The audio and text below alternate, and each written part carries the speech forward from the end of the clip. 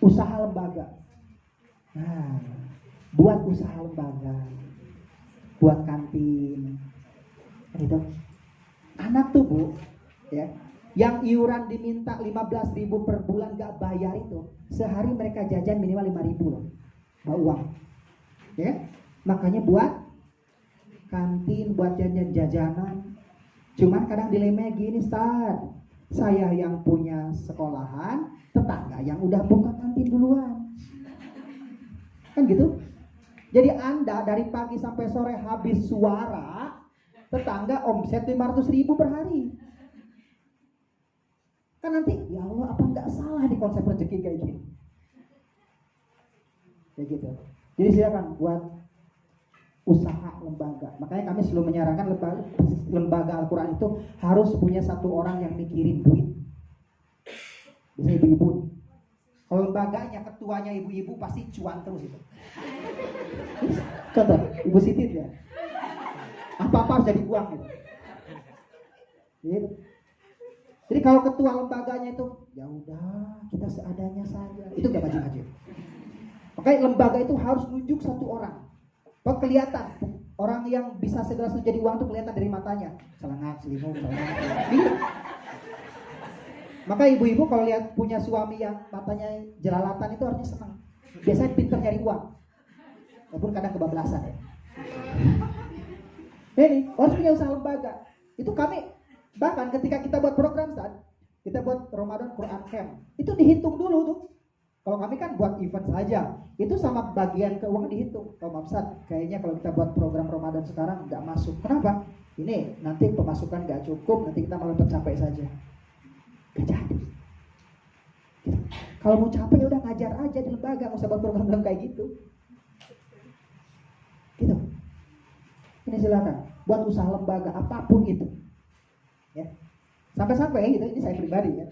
Sampai-sampai ketika anak-anak tuh datang gitu kan, bawa ikan cupang tuh kecil tuh.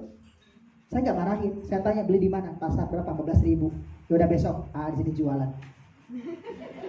Saya datang, karena kebetulan saya hobi ikan kan. Datang ke teman saya, berapa ikan cupang? Ambil aja lah katanya. Kan di Kobang itu banyak. Ambil aja lah. Oh ya udah, saya siup aja. Sekali siup dapat 100 biji. Jual ke anak 5.000-an. Musim selain gitu ya.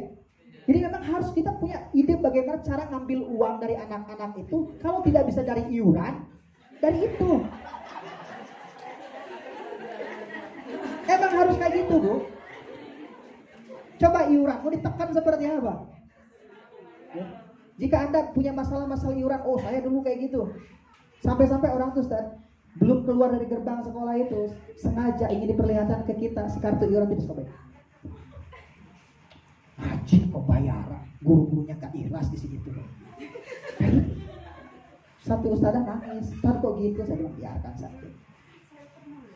Kayak gitu. Ternyata caranya nggak kayak gitu. Seragam, gitu kok seragam itu. Ya. Pokoknya buatkan seragam, bayar boleh kapan saja. Karena kebetulan kan saya di konveksi ya, ada jahit sendiri gitu kan. Ya sudah, buatkan seragam, bayarnya boleh dicicil. Dan alhamdulillah kok, yang nggak nyicil sama sekali sampai keluar ada. Tapi yang penting ketutup gitu. Makanya harganya naikkan 2 kali lipat. Harus cuan kan, tujuannya jadi uang gitu. Tuh. Oh itu nanti ada sesinya ya bab dana ya, cukup saja segitu ya. Nanti gimana caranya secara digital cari uang. Salah satu kita jalankan dengan program Angkatan Manajemen Quran. Nah salah satu korbannya adalah Ustazah Siti. Beliau ikut program saya harus bayar online 200.000 ya. Itu. Gitu. Kita buat program online pelatihan selama seminggu kan. Yang hadir 100 orang kali 200.000 berapa kan? 20 juta. Saya duduk aja ngaji pakai jas, kadang bawa pakai training. Kan cuma segini ngaji kan di online. Uang. Daripada jauh-jauh datang dari Jawa Barat ke Jogja ke sini, tak dapat tangga sekarang. Jadi kayak gitu. Ya kan? Jadi kita harus punya program bisa dijual yuk gitu. Bahkan kita boleh fasilitasi. Anda punya metode yang bisa dijual ke orang, yuk kita bantu. Karena setiap kita itu harus punya the same value. The same itu apa? Value sudah punya. Anda punya sanad, Anda punya program, kita bantu beberapa teman juga yang sudah punya sanad kan. Mereka gak tahu gimana caranya sanadnya itu agar bisa gitu kan jadi uang, program bahasa Arab agar jadi uang, kita bantu. Kayak gitu. Nah, bab uang jauh. Lanjut lagi. Nah, kita stop bab uang di situ ya. Eksternal. Nah, sudah internal kita, baru dari luar. Nah, ini. Dana dari luar dari mana? Dari donatur. Bagaimana cara cari donatur? Pikirlah sendiri. Donatur itu adalah, ini konsep donatur ya. Konsep donatur adalah mereka yang merasakan manfaat program Anda. Yang lagi. Donatur Anda adalah mereka yang mendapatkan manfaat dari program Anda. Yaitu tadi santri. Kalau santri nggak bisa jadi donatur kita, lingkungan sekitar. Dan makanya ketika Anda sudah ada donatur lingkungan sekitar, itu dijaga. Berikan kita berikan manfaat juga untuk mereka.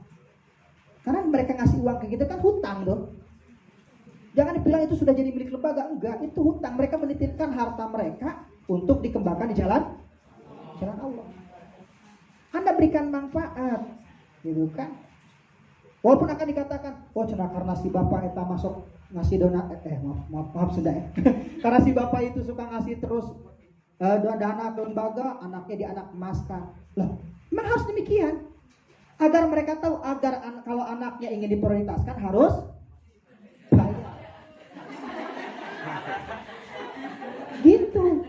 Pokoknya kalau jadi pemimpin lembaga Al-Quran itu harus tegas. Salah satu itu. Mereka ada beberapa anak itu orang tua yang perhatikan mereka. Itu aset kita. Ya. Sampai-sampai Bu, ya, saya praktekkan seperti ini. Anak-anak ini nggak mungkin dibuang. Ya, sudah nggak bisa diatur, dibuang itu suruh pergi, ya, suruh keluar tempat kita nggak mungkin. Hingga akhirnya kita buat 2 bangunan untuk anak yang memang serius, orang tuanya bayar, orang tuanya memperhatikan, orang tuanya komitmen di situ, karena anak itu bergantung orang tuanya Bu. 1 gedung khusus dan 1 gedung aula sebesar ini itu khusus mereka yang anak nggak jelas, yang nggak diantarkan orang tuanya, ya. Yang enggak, ya itu dia ngaji sedatangnya, kadang pakai training, pakai kaos dan sebagainya. 1 gedung itu kita kasih tumbal 1 guru 1 di situ. Nah, ini kami praktekkan Bu. Selama setahun dievaluasi, orang tuanya ngomong, "Ustaz, kok anak saya nggak bisa kayak anak itu?" Itu karena mereka serius. Makanya ngajinya di sana. Kalau anak ibu cuman kayak gitu, datang nggak jelas, ya udah setuju. Makanya kalau anak-anak yang nggak jelas tadi itu, masukin ruangan, tutup, kunci. Udah, biar mereka mau ngapain terserah. Ini kayak sadis kan? Tapi itulah cara kita ingin mengedukasi masyarakat. Bukan berarti bisa diterapkan di lembaga antum ya. Ini Jambi orangnya keras. Di Jambi itu kayak orang Jawa Bu. Jambi itu anak itu kita pukul pakai rotan, anak tuh ketawa. Coba. Iya, anak tuh ketawa tuh. Kita angkat kakinya, pukul, ketawa dia. Kenapa kamu ketawa? Di rumah saya lebih dari ini sama bapak saya. Kita sampai bingung ngaku mereka loh. Jawa Barat, anak itu kita marahin dikit nangis. Kayak gini anak Jawa Barat. Anak Jambi itu keras-keras Bu. Ya, nah itu ya, makanya sesuai dengan ini donatur silakan. Ya kan? Dan donatur akan datang kalau kita memang terlihat menarik. Jangan salahkan mereka nggak datang kalau kita tidak menarik lembaga kita, wibawa kita kalau tidak dibangun. Terakhir, min haitsu la yahtasib. Ini keyakinan harus kuat nih. Memantaskan diri kuncinya dapat min haitsu la yahtasib. Ketika Anda dana nggak nambah-nambah, berarti bagaimana kita bisa mengelola dana yang gede kalau nggak bisa mengelola dana yang sedikit. Kalau ingin diamanahi oleh Allah dana 10 juta, berarti kita harus bisa mengelola dana 1 juta. Coba, ini ibu-ibu biasanya keren dalam pengelolaan dana. Hal tersulit pengelolaan dana ketika kapan Bu? Kan, saya bilang apa? Ibu-ibu keren tuh. Ya. Maka ketika bapak-bapak lihat ibu bingung ngurus keuangan di rumah, jangan salahkan dia nggak bisa ngurus uang, karena nggak cukup, ya kan? Tolong diatur saja, menang aja. Pengeluaran 5 juta, uang cuma 2 juta, kayak gitu. Ya, itu hal tersulit dari pengaturan uang adalah ketika uang tidak ada. Ini mensualisasi, silahkan. Oh, ini tentang kepantasan diri ya. Silahkan kita pantaskan diri kita, program kita, lembaga kita, bahwa kita layak untuk mendapatkan mensualisasi ini. Ini saya rasa tidak perlu diajarkan lagi, asatid semua di sini. Silahkan, yuk sama-sama kita pantaskan diri dengan Al-Quran. Insya Allah akan Allah mudahkan. Berarti kalau kita ngurus lembaga Allah, ngurus agama Allah di Al-Quran, kalau hidup kita masih acak-acakan, banyak pusing, mumet dan sebagainya, berarti belum maksimal. Banyak kok, saya kok setiap maghrib ngaji, ngurus anak-anak, bahkan padahal saya tuh sampai pulang dari sawah dan sebagainya, selama 15 tahun ngajar, gak ada perubahan hidup saya. Protes ke Allah. Karena dipikirnya sudah berjuang. Dipikirnya sudah berjuang. Berjuang sampai mana sih? Rasul saja yang tanpa ada kesalahan sedikit pun, berjuangnya sampai patah giginya kan? Gak usah dengan Rasul lah, terlalu jauh pembandingannya. Antum jika merasa di sini menderita ketika ngurus masyarakat, ada yang pernah didatangi bawa golok? Saya sudah pernah. Ya? Ada yang pernah ketika acara Maulid Nabi, karena Maulidan Nabi di situ, itu kaca dipecahin sama tenda itu dibolongin pakai batu, dilemparin dari atas?